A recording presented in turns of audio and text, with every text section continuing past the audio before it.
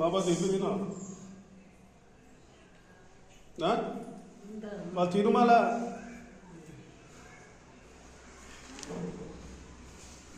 ఈమె జూనికి ఒకళ్ళు కావాలి మరి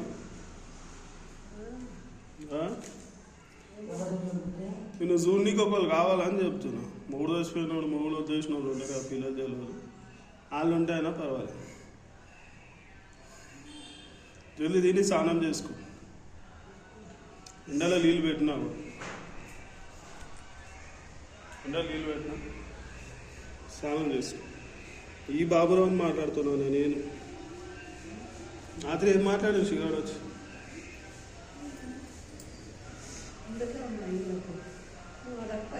పైసలు ఏమి వస్తా తల్లి నువ్వే